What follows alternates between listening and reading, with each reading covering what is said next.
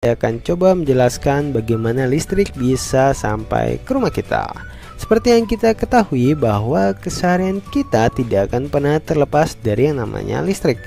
Mulai dari menonton TV, mencuci pakaian di mesin cuci, bermain game bersama kawan-kawan, atau hanya sekedar mencas handphone. Nah, pernah gak sih teman-teman iseng-iseng bertanya, apa jadinya jika dunia tanpa listrik? Jika dunia tanpa listrik, maka semuanya akan sangat gelap sekali, terutama pada malam hari. Dan kita tidak akan pernah nikmati peralatan-peralatan elektronik yang ada di rumah kita.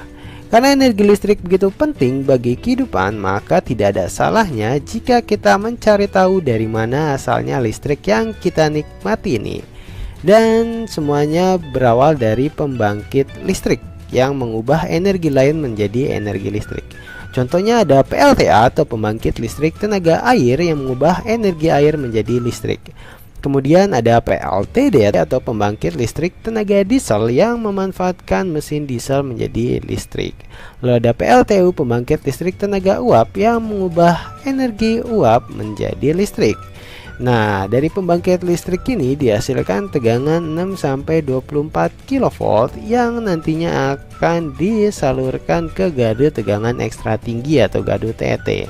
Di gardu ini terdapat trafo step up yang berfungsi untuk menaikkan tegangan menjadi 500 kV atau tegangan ekstra tinggi. Alasan menaikkan tegangan menjadi ekstra tinggi ini agar listrik yang melewati perjalanan yang sangat jauh sekali bisa menurunkan rugi-rugi daya akibat perjalanan jauh tersebut. Dengan menaikkan tegangan listrik ini, maka arus menjadi turun dan juga nantinya kabel atau kawat penghantar pun menjadi lebih kecil sehingga bisa menjadi penghematan secara ekonomi. Selain itu, tegangan 500 kV ini akan masuk ke gardu tegangan tinggi yang di sana juga terdapat trafo step down. Di trafo step down ini tegangan diturunkan menjadi 150 kV. Alasan penurunan tegangan dikarenakan memang jarak sudah tidak terlalu jauh dan sudah banyak rumah-rumah penduduk sehingga memang tegangan perlu diturunkan agar menjadi lebih aman. Kemudian tegangan 150 kV ini masuk ke gardu induk untuk diturunkan lagi oleh trafo step down menjadi tegangan 20 kV atau tegangan TM.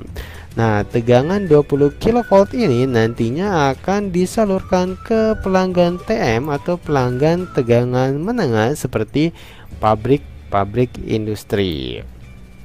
Selain disalurkan ke pelanggan TM, tegangan 20 kV ini nantinya juga akan masuk ke gardu distribusi yang biasanya berupa gardu tiang. Di sana terdapat trafo step down yang berfungsi untuk menurunkan tegangan menjadi 220 volt dan nantinya akan disalurkan ke rumah-rumah penduduk atau rumah kita salah satunya. Baik anak-anak, setelah anak-anak menyaksikan bagaimana arus listrik itu mengalir di rumah kita, sekarang kita belajar rangkaian listrik yang terdapat di rumah kita. Silakan anak-anak boleh sambil membuka buku tema 3-nya halaman 31. Nah, rangkaian listrik di rumah kita itu disalurkan melalui rangkaian kabel listrik, di mana rangkaian kabel itu umumnya dipasang di atap rumah atau ditanam di dinding. Nah, rangkaian kabel itu dapat tersusun secara seri ataupun paralel. Nah, yang pertama kita akan belajar rangkaian listrik seri. Rangkaian seri itu adalah rangkaian listrik yang disusun sejajar atau berderet. Rangkaian ini tersusun teratur dan berurutan. Anak-anak pernah nggak menemukan di rumah di mana satu saklar itu untuk 2 lampu, 2 atau 3 lampu. Nah, itu berarti menggunakan rangkaian listrik seri. Nah, apa sih kelemahan dan kelebihannya? Kelebihan dari rangkaian seri adalah praktis dalam memasangnya. Kemudian daya antar listrik itu lebih stabil, kemudian daya listrik terbagi secara merata. Kemudian kelemahannya atau kekurangan dari rangkaian seri adalah Jika satu lampu bermasalah, maka lampu yang lain juga ikut bermasalah. Kemudian, banyaknya arus listrik yang mengalir sehingga lebih boros penggunaannya. Jadi itu ya nak, kalau misalkan rangkaian seri, satu lampu mati, maka lampu lainnya pun ikut mati. Nah, berikut adalah contoh gambar rangkaian seri. Nah, diperhatikan di sini ada baterai, kemudian ada saklar, dan ada bola lampu. Arus listrik itu dapat mengalir ya nak ya apabila kabel yang dihubungkan dari kutub negatif sumber energi itu bertemu ke kutub positif sumber energi. Jadi kabelnya tidak boleh terputus ya nak ya. Saklar ini berfungsi untuk mematikan atau menghidupkan lampu. Jadi ingat, arus listrik itu bisa hidup apabila bertemunya ya sumber energi ini dari kutub negatif ke kutub positif. Kemudian ini adalah contohnya yang kedua ya, di sini ada baterai, ada lampu. Seperti itu. Jadi, lampu yang menyala itu akibat adanya arus listrik dari sumber energi dari kutub positif ke kutub negatif. Jadi, rangkaian listriknya itu sejajar atau berderet ya nak ya. Kemudian kita masuk ke rangkaian listrik paralel. Rangkaian paralel adalah rangkaian listrik yang dipasang secara bercabang. Nah, kelebihan dari rangkaian paralel adalah yang pertama, lebih efisien dalam penggunaan energi listrik. Saat dipasang beberapa lampu, seluruh lampu menyala sama terang. Kemudian, jika satu lampu bermasalah, maka lampu yang lain tetap menyala. Untuk kekurangannya adalah yang pertama, agak rumit dalam pemasangannya karena dia harus memotong-motong kabel ya sehingga menjadi bercabang. Kemudian semakin banyak percabangan, maka kuat arus akan menurun.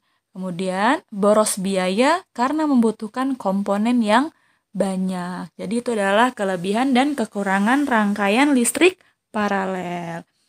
Nah, gambar contohnya seperti apa? Nah, ini adalah contoh rangkaian paralel di mana di sini ada baterai, ada kabel dan lampu. Nah, di sini ada cabangnya ya nak ya. Jika misalkan lampu ini mati, ya, maka lampu lainnya masih tetap menyala karena ada aliran listrik di sini. Ya, melewati ini. Kemudian kalau lampu yang bawah mati, yang atas juga tetap menyala karena ada arus listrik melewati alirannya. Seperti itu. Ini adalah contoh yang kedua, ya, sama saja. Ini adalah cabang seri pertama, cabang seri kedua, atau yang disebut dengan rangkaian paralel. Gabungan dari rangkaian seri. Nah, mudah-mudahan anak-anak paham ya untuk materi yang pertama. Silahkan dikerjakan tugasnya, silahkan dibuka halaman 32. Di bagian ayo rumuskan, itu ada tabel, silahkan dikerjakan. Kemudian kita akan lanjut ke materi berikutnya. Nah, sekarang anak-anak perhatikan gambar di bawah ini. Nah, di sini Ibu akan menjelaskan bagaimana lampu bisa menyala atau mati. Di sini ada rangkaian listrik paralel. Ya, di sini Ibu akan jabarkan terlebih dahulu. Ini ada baterai, kemudian S1 ini saklar 1, S2 ini saklar 2, L1 lampu 1, L2 lampu 2, L3 lampu 3, L4 lampu 4, kemudian L5 itu lampu 5. Oke, baik. Jadi, misal nih, saklar 1 dalam posisi off, ya nak ya. Berarti saklar 1 itu mati, tidak berfungsi, maka apa yang akan terjadi? Apakah lampu 1, lampu 2, lampu 3 akan menyala? Nah, sekarang coba kita lihat. Lampu itu akan menyala apabila ada arus listrik yang mengalir. Sekarang coba kalau kita salurkan dari kutub positif. Coba kita jalan ke sini, kemudian ke sini, melewati ini, posisi off, ya artinya terbuka. Apakah ada arus listrik yang mengalir? Tidak. Berarti lampu 4, dan lampu 5 tidak menyala. Kemudian untuk lampu 1, 2, dan 3 bagaimana? Sekarang coba kita jalankan. Dari kutub positif, jalan menuju kutub negatif. Melewati sini, apakah sudah tertutup? Bisa melewati? Ternyata tidak bisa. Kenapa? Karena posisi saklar 1 masih dibuka atau masih posisi mati. Nah, sekarang kalau misalkan nih, saklar 2 kita matikan. Ya, Nak ya. Lampu mana saja yang hidup? Nah, sekarang kita lihat ya. Arus listrik yang mengalir itu melewati apa saja? Kalau dari kutub positif, ya, kita lewat sini, bisa nggak? Nggak bisa, karena saklar 2-nya posisi mati. Sekarang coba kita lewat jalan yang lain. Melewati sini. Bisa? Bisa? Oke, bisa ya, ketemu kutub negatif. Jadi, apabila saklar 2 ini dimatikan, maka lampu yang menyala adalah lampu 4 dan lampu 5. Sekarang, kalau misalkan nih, ada lampu yang rusak. Nah, ini kan termasuk rangkaian paralel, di mana ada rangkaian serinya, yaitu seri yang pertama, seri yang kedua. Ada 2 yang sejajar. Nah, misal nih, lampu 3 mati. Oke, lampu 3 mati. Lampu mana sajakah yang mati dan yang hidup? Lihat, teman-temannya di mana? Yang sejajar dengan lampu 3 itu otomatis mati. Kenapa? Karena arus listriknya tidak bisa mengalir melewati lampu 3. Berarti yang mana saja yang mati? Otomatis lampu 1 dan lampu 2 ikut mati. Lampu mana saja yang menyala? Yang menyala adalah lampu 4 dan lampu 5. Sampai sini bagaimana? Apakah bisa difahami? Mudah-mudahan bisa difahami ya, Nak. Sekarang kita masuk ke contoh berikutnya. Nah, perhatikan gambar di bawah ini. Ya, di sini ada baterai, ada saklar 1, saklar 2, saklar 3, lampu 1, lampu 2, lampu 3, lampu 4, lampu 5. Ingat, arus listrik itu bisa mengalir atau lampu bisa menyala apabila ada arus listrik yang mengalir dari sumber energi kutub positif ke kutub negatif. Sekarang coba kita perhatikan. Misal nih, lampu 2 nih, lampu 2 yang mati ya, Nak ya. Lampu mana saja yang menyala? Lampu 2 mati ya, Nak. Berarti lampu 1 masih bisa hidup karena lewat sini. Lampu 4 bisa melewati ini. Lampu 5 juga bisa melewati ini. Nah, lampu 3 ikut mati. Kenapa? Karena lampu 2 sejajar dengan lampu 3. Nah, sekarang kalau kita memasuki kondisi saklar. Misal, saklar 3 mati. Maka lampu mana yang mati, lampu mana yang hidup? Berarti aliran listrik ya yang melewati saklar 3 atau yang sejajar dengan saklar 3 itu otomatis mati. Mana saja yang hidup? Sekarang kita coba lihat mana saja sih yang bisa terlewati kabel listrik.